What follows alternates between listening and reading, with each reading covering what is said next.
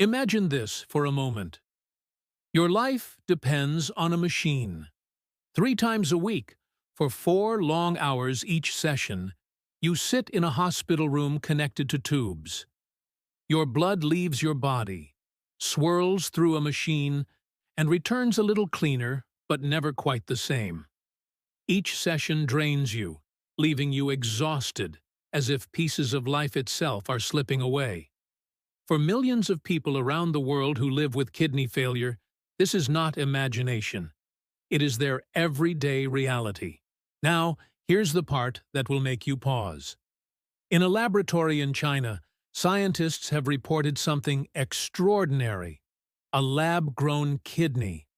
Not just a cluster of cells, not just a piece of tissue, but a living organ that can filter blood, balance electrolytes, and even respond to hormones, just like the natural kidneys inside our bodies.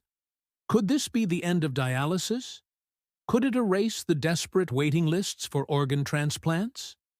Could we be standing at the edge of a revolution that redefines what medicine can do? Stay with me until the end of this video, because today we're going to explore one of the most groundbreaking medical achievements of our time.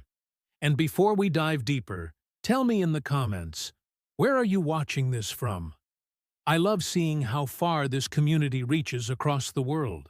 To understand why this matters, we need to step into the world of kidney disease. Your kidneys are about the size of a fist, shaped like beans, tucked neatly under your ribcage. Every single day, they filter around 50 gallons of blood, removing toxins, regulating fluids, balancing salts, and producing hormones that control blood pressure and red blood cell production. When they fail, chaos begins. Waste builds up in the bloodstream, the body swells, blood pressure rises, bones weaken, fatigue sets in. Without medical help, life cannot continue. According to the World Health Organization, more than 850 million people worldwide suffer from chronic kidney disease. That's nearly 1 in 10 adults. For many of them, the only options are dialysis or a kidney transplant. Dialysis is life-saving, but it is also life-limiting. It is exhausting, expensive, and never a true replacement for the natural work of healthy kidneys. Patients often describe feeling trapped in a cycle of survival rather than truly living. Transplantation is the gold standard. A new kidney can restore health and freedom. But here's the harsh truth: there are not enough organs. Waiting lists stretch for years, and thousands of people die each year before a donor can be found. This is the grim reality: a crisis of supply and a crisis of suffering. And it is why the idea of lab-grown kidneys feels almost like a miracle. Science, however, has always pushed the boundaries of what is possible. Throughout history, ideas that once seemed impossible, flying through the sky, crossing oceans in hours, sequencing the human genome, eventually became ordinary. If we can grow skin in labs, if we can engineer artificial hearts, then why not kidneys? This question lies at the heart of regenerative medicine, a field that asks a bold question.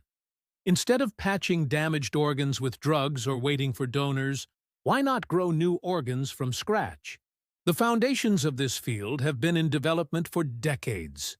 Stem cell technology gave scientists the ability to reprogram ordinary cells into blank slate cells capable of becoming almost any tissue.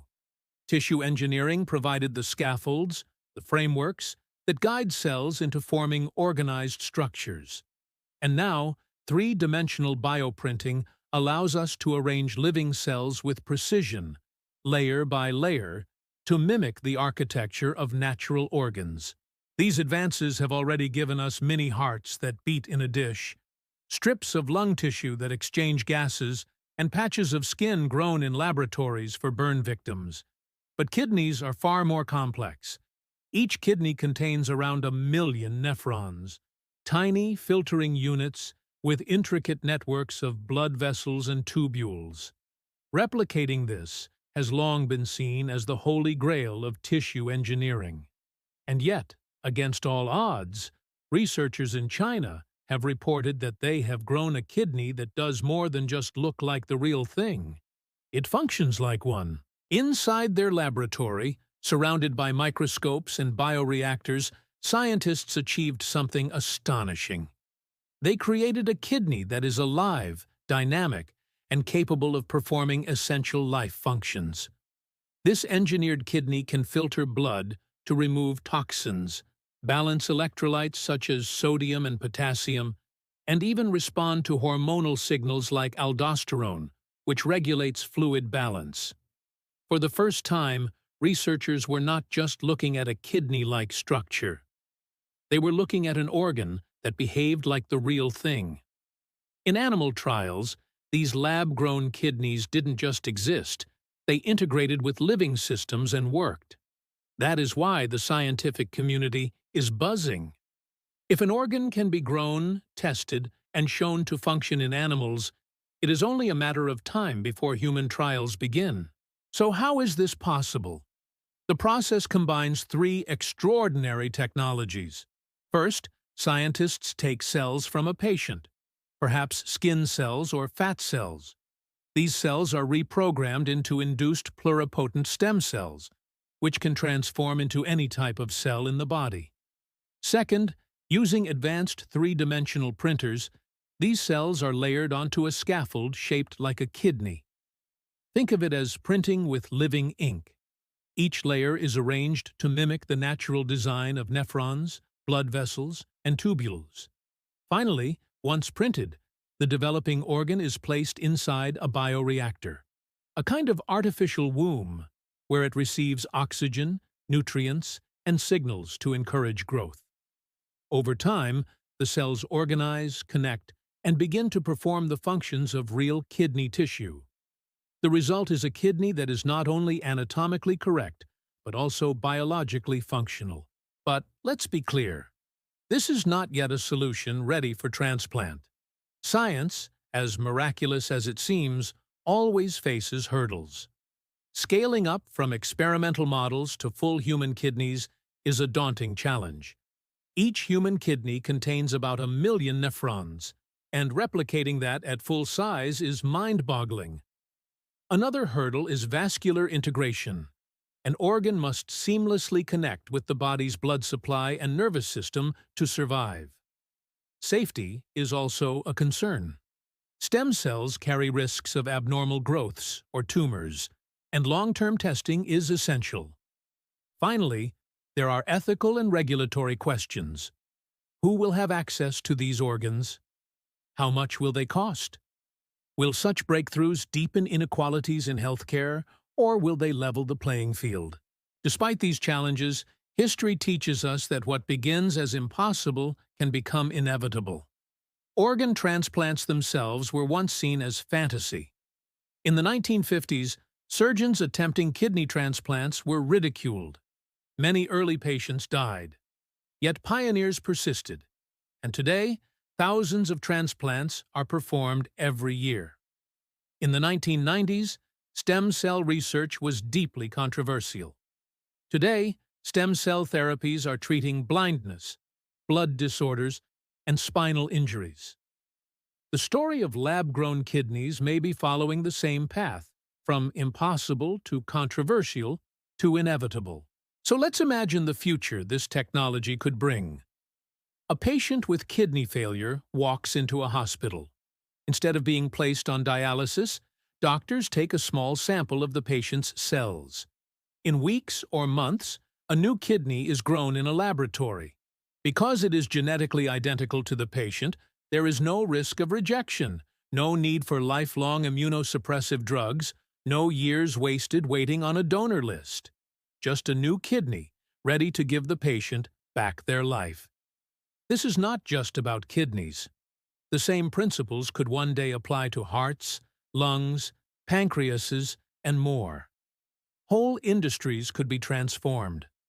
Lives could be extended. Suffering could be reduced on a scale we can barely imagine today. The ripple effects would be enormous. Insurance costs could drop. Dialysis centers might become obsolete. Illegal markets for organ trafficking could collapse. Healthcare systems, especially in poorer countries, could finally offer hope to patients who currently have none. This is more than a medical breakthrough. It is a story of justice, of equity, of access to life itself. And yet, behind all the science, we must not forget the human stories. Imagine a mother of two who spends 12 hours a week in dialysis, unable to travel or work full-time. For her, a lab-grown kidney is not just a marvel of science, it is freedom. Picture a teenager waiting years on a transplant list, living in uncertainty, never knowing if tomorrow will bring hope or heartbreak. For him, this technology could mean the difference between life and death. These faces remind us why breakthroughs matter, not for the headlines, but for the lives they can change. We are standing at a threshold. What began as a cluster of cells in a dish has grown into something that could one day walk patients out of hospitals, free from machines, free from endless waiting lists. Skepticism will always follow progress. Doubt is natural. But medicine has never stopped trying, and science has never stopped pushing forward. Will lab-grown kidneys replace dialysis in our lifetimes? We cannot yet say. But one thing is certain. Every step forward brings us closer. Because human life, your life, my life, is worth every ounce of effort. So, what do you think? Are lab-grown kidneys truly the future of medicine? Or is this still too good to be true? Share your thoughts in the comments. I love hearing your insights and perspectives. If this story opened your eyes, give this video a like and share it with your friends and family. It might spark a conversation that matters.